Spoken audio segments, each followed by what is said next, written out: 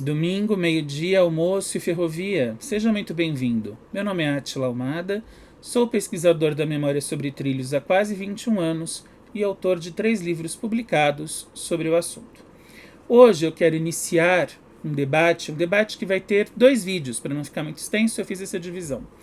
Um debate sobre algo que eu tenho lido com uma certa recorrência nos comentários.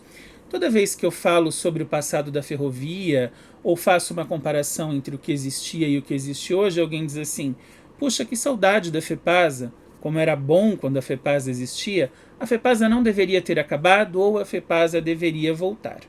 Eu resolvi me debruçar sobre o tema e analisar a história da FEPASA, os motivos do seu fim e uma possível viabilidade operacional, se é que ela existe, para os dias atuais, para 2025. Se esse é um assunto que interessa a você, já se inscreva aqui no canal se ainda não é inscrito, ative as notificações, o sininho para não perder nenhum conteúdo e ao final deste vídeo, claro, deixe a sua curtida e o seu comentário. Eu vou gostar de saber a sua opinião. Um aviso: este vídeo tem saudade, mas não saudosismo. Por que eu estou dizendo isso? O meu olhar, o meu debruçar foi bastante prático. Saudade da FEPASA eu tenho? Claro que tenho. Era muito bom quando nós conseguíamos viajar todo o estado de São Paulo sobre vias férreas, mas essa não é mais a realidade. E para pensar numa FEPASA contemporânea, nós teríamos que pensar, por óbvio, na ferrovia hoje, e não na ferrovia de 26 anos atrás, quando a FEPASA deixou de existir. Feito esse aviso, você é o meu convidado para embarcar nessa viagem e nesse debate.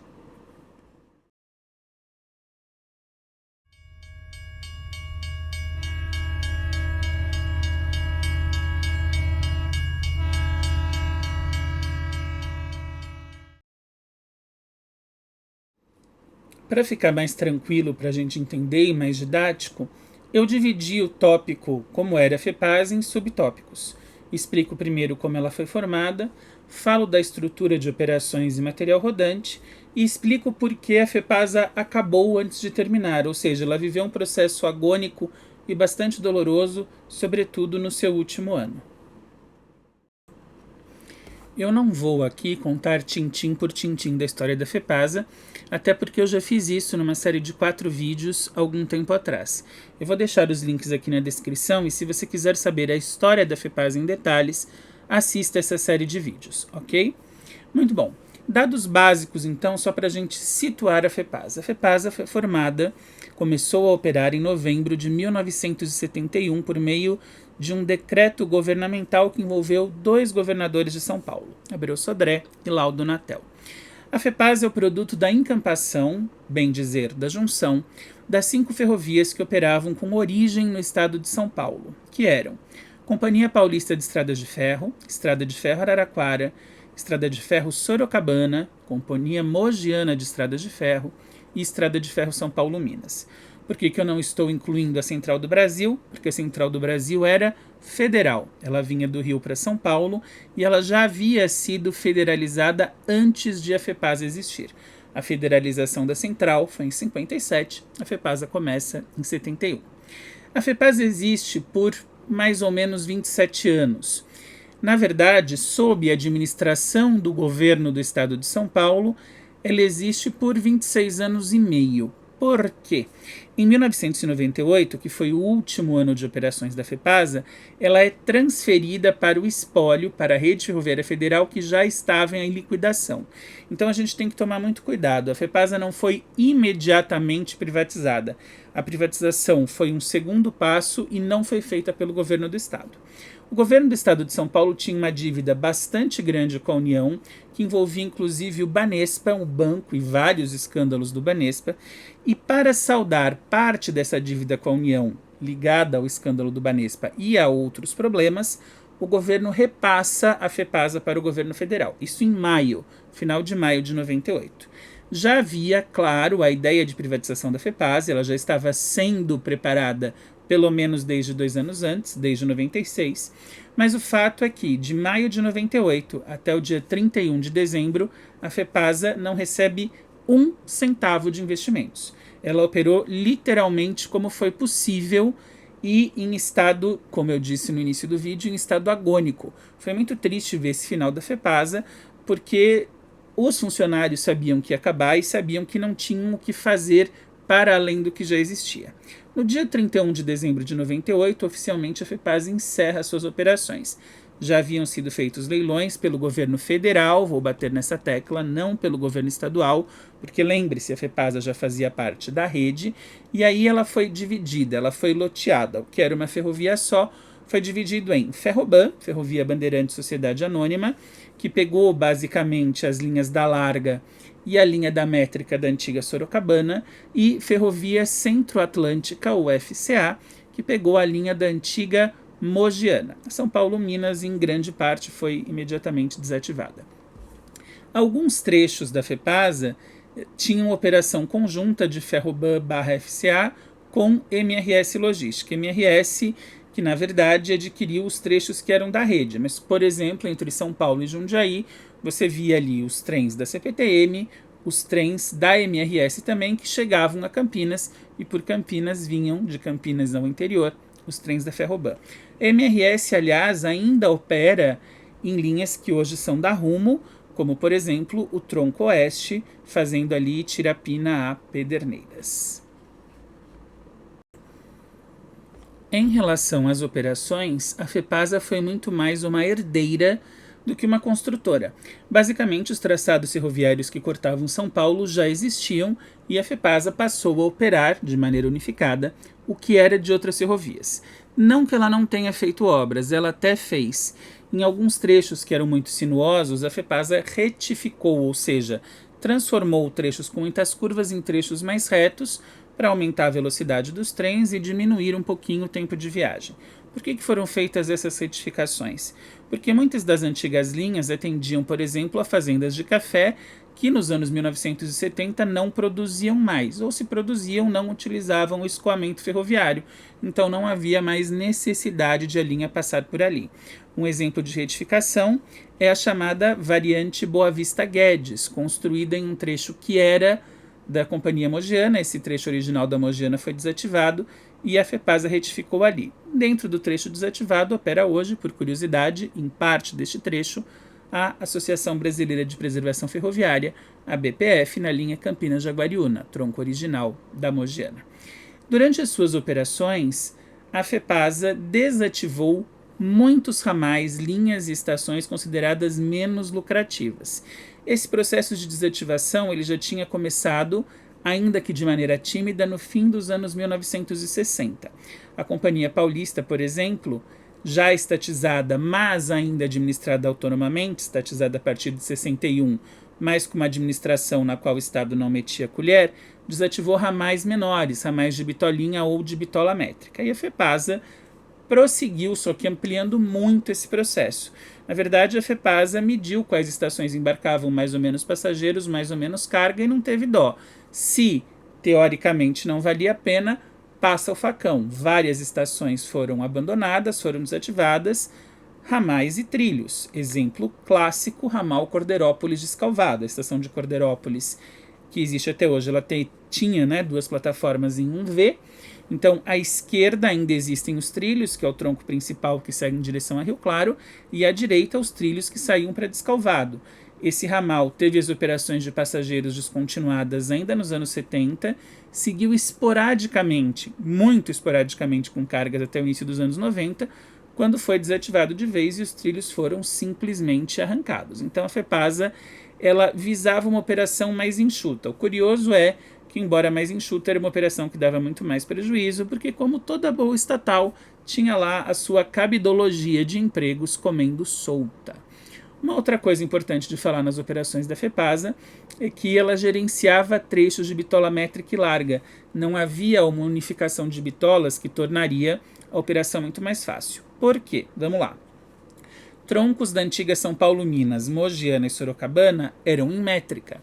Troncos da Paulista e da Araraquara em larga. Eventualmente, em alguns trechos, a FEPASA até operou com a bitola mista, exemplo na descida da Serra no corredor Mairinque-Santos, que opera hoje em nome da Rumo, até hoje com bitola mista, tracionando ali Rumo, MRS e VLI. A FEPASA fez isso, mas bitola mista, a gente sabe, não depende só de vontade, depende de característica do traçado. Claro, se era um traçado originalmente da larga, dá para colocar o terceiro trilho e fazer métrica. Se era um traçado originalmente da métrica, isso não vale, porque muitas vezes as curvas mais fechadas não possibilitariam a circulação de um trem da larga. Sobre o material rodante novo, o investimento da FEPASA foi baixíssimo, eu diria praticamente nulo. Quando a FEPASA tentou adquirir novas locomotivas elétricas, isso virou um escândalo. Foram as locomotivas francesas adquiridas da Alstom, 50, e apenas 2 rodaram. As outras que vieram em caixas, na verdade, desapareceram. Existe um documentário aqui no canal, um mini-doc, um escândalo à francesa, para você ver sobre esse assunto. Não vou, portanto, me delongar nele. Dá uma olhadinha aqui no link e veja o documentário. Para os trechos sem eletrificação, a FEPASA adquiriu locomotivas? Adquiriu da GE as locomotivas U20C, locomotivas de tração CC, ou seja, 3 eixos por truque, na primeira metade dos anos 70. As U20 foram inclusive adquiridas em um grande lote para operar tanto na métrica quanto na larga. Mas foi só, não houve aquisição de novas locomotivas, então vejam lá, fora as 2 francesas, que chegaram a ser montadas, mas isso já na metade dos anos 80, e as U20 adquiridas a partir dos anos 1970, o parque de tração da FEPASA era formado por locomotivas herdadas das outras companhias. Obviamente não mais as locomotivas a vapor, mas locomotivas elétricas, algumas operacionais desde os anos 20, como o caso das box baratinhas e baratonas da larga, e a grande maioria dos anos 30 e 40, como as Lobas ou as V8, e locomotivas a diesel dos anos 50. Portanto, quando a FEPASA termina no final dos anos 90, sem adquirir novos materiais, ela ainda dependia de locomotivas com 40, 50, 60 anos de rodagem. Em relação a vagões de carga, sim, a FEPASA construiu alguns, então vagões Hopper, vagões tanque, vagões para transporte de cimento, mas estes últimos já em convênio com a Cimento Itaú, e concluiu reformas de alguns carros de passageiros, ou seja, programas de reforma que já existiam nas ferrovias anteriores e que ali no início dos anos 70 a FEPASA terminou, mas a FEPASA não construiu do zero carros de passageiros, tampouco adquiriu carros novos para os trens de longo percurso. O que ela adquiriu de carros de passageiros foram os carros dos trens metropolitanos que rodavam aqui na Grande São Paulo, mas para longo percurso também dependeu-se de carros ali dos anos 40, 50, 60, ok? Então, material rodante bastante ultrapassado. No fim da FEPASA já não era, obviamente, um material que enchia os olhos de ninguém em termos de tecnologia. Eram confortáveis, obviamente, mas não traziam inovações ou benesses que, por exemplo, os ônibus já traziam. Como eu disse, para a gente que ama ferrovia está valendo, a gente gosta de andar de trem, mas a gente tem que pensar no público em geral, que passou a não ver mais o transporte ferroviário como vantajoso, porque, além disso, ele era mais lento e, na época da FEPASA, nada pontual. E por que eu disse para você no começo do vídeo que a FEPASA teve fins ou teve términos antes do término oficial? Bom, vamos lá. Falei da quebra da pontualidade. A ferrovia, principalmente a Companhia Paulista, ela era conhecida por ser extremamente pontual. As pessoas acertavam os seus relógios pelos horários dos trens. Só que na FEPASA, com menos investimento, com menos cuidado com as linhas e material rodante, não dava para manter uma operação padrão de excelência. Portanto, os trens começaram a circular primeiro com pequenos atrasos, estes atrasos com o tempo foram aumentando. Muitas locomotivas, por falta de manutenção, sofriam avarias no meio do caminho, era necessário vir socorro, e aí a viagem demorava ainda mais. Houve alguns descarrilamentos, pequenos acidentes, então essa operação que era excelente foi ficando uma operação possível. Possível, porém, não atrativa. Volto a dizer, se você chegasse, por exemplo, na rodoviária de Campinas, nos anos 80, você comprava uma passagem da Cometa em 1h20, 1h30 e estava em São Paulo. Os trens da FEPASA levavam de 2 horas e meia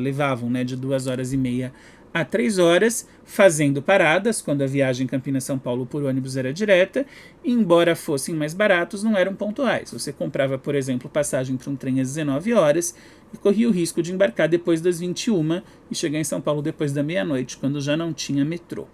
Nos anos 1980, a FEPASA começou a demolir as estações que ela tinha desativado ali nos anos 70 e início dos 80. Existe um grande relatório da FEPASA do ano de 1986, ano em que eu nasci por sinal, que recomendava a demolição de antigas estações. Isso aconteceu com muitas delas e outras continuaram em pé em estado de abandono. Uma curiosidade, a estação de Campo Alegre, por exemplo, que é a primeira do município de Brotas, ela consta como demolida nos relatórios da FEPASA, mas ela não está demolida, ela está em ruínas, mas está lá. Então vejam a confusão e a desordem, inclusive, dos papéis administrativos da própria FEPASA.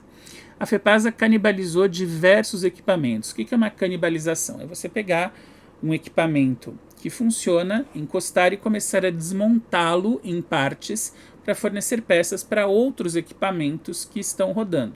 Um exemplo simples: várias locomotivas, fossem elétricas ou diesel, se davam algum problema, se davam alguma avaria, em vez de se consertar essa avaria, ela era encostada e começava a ser desmontada. Então vamos imaginar o seguinte: uma locomotiva V8, né, uma locomotiva V8 ex-paulista rodando ali na FEPASA.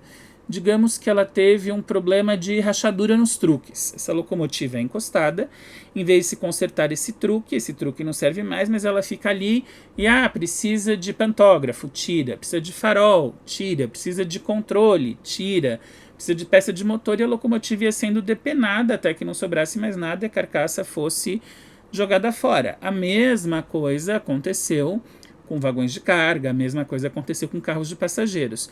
Se a FEPASA não investiu mais nisso, obviamente muitos do que existiam foram parando e cedendo peças. Por isso que os trens na FEPASA diminuíram tanto em horários, eram menos horários do que antes, e passaram a ser trens mais curtos. Por exemplo, em determinado momento, a FEPASA desativa os carros bagageira dos trens de passageiros. Alguns trens saíam sem carros-restaurante e assim ia. Eles iam montando com o que estava disponível. Um detalhe que eu esqueci de pontuar, mas pontuo agora: alguém pode dizer, mas a FEPASA nos anos 90 adquiriu locomotivas C30, então não foram só as U20 a diesel. As C30 elas não eram da FEPASA, elas operavam sob as cores da FEPASA, até era escrito FEPASA nelas, né, mas as C30 faziam parte de um contrato com a Cutrale Quintela, da indústria ali de suco de laranja. Então a FEPASA operava, mas quem bancou as locomotivas foi a Cutrale Quintela, ok? Essas locomotivas elas passam para o inventário após a privatização, e aí elas passam a ser da Ferroban, depois LL Rumo. A FEPASA tentou implantar alguns trens de passageiros, sim, é verdade, como ali no governo Quércia, final do governo Quércia, os trens rápidos. Inclusive o recorde de velocidade das ferrovias paulistas foi batido em 1989, num trem montado pelo IPT, o Instituto de Pesquisas Tecnológicas, e liderado por uma locomotiva V8 que atingiu 164 km por hora no trecho retificado entre Rio Claro e Tirapina. Mas esse projeto dos trens rápidos acabou não indo para frente, assim como dos trens diferenciados. Eles operaram por muito pouco tempo e depois voltou-se ao normal, trens expressos e trens paradores. E nos anos 90, mais precisamente em 96, foram anunciados os trens da nova FEPASA, eu coloquei aqui entre aspas, porque não eram trens novos, eram trens com alterações cosméticas. Então foi feita a última mudança de pintura, uma pintura com as cores da bandeira de São Paulo, branco, vermelho e preto. Foram trocados alguns assentos, colocados ali carro salão-bar, foram modificados os dormitórios, mas eram os carros Budi 1000, ex-Araraquara, lá do início dos anos 60, ou dois carros Pullman Standard, né, que passaram por isso ali da Paulista dos anos 50, assim como carros Budi de aço inox da Sorocabana, também dos anos 60. Então, dá para dizer, e aí eu vou dizer isso não como uma crítica às pessoas, eu quero deixar bem claro, eu tenho total admiração pelo ferroviário, principalmente porque o ferroviário da FEPASA lutou contra um sistema antiferroviário, digamos assim, para manter a empresa operando. Eles operavam em condições em que possivelmente muitos outros funcionários teriam desistido, mas eles se mantinham ali pelo amor à causa. Mas eu critico o governo do estado de São Paulo, sim, porque o governo do estado de São Paulo, a administração estatal, ela foi uma tragédia para a ferrovia. Se você tinha ali ferrovia padrão internacional, gente que vinha de fora para ver como funcionava uma paulista, uma sorocabana, ferrovias de referência, Brasil exportando ideias e tecnologia para o mundo, na época da FEPASA isso deixou de existir. A FEPASA ela foi Uma empresa que, na verdade, sufocou a ferrovia, basicamente por interesses políticos, por distribuição de cargos e empregos a quem não tinha nenhum conhecimento da área. A FEPASA foi parando, ela foi sufocada ao longo de 26 anos e no seu último ano, que foi 98, infelizmente agonizou até o fim, até deixar de existir.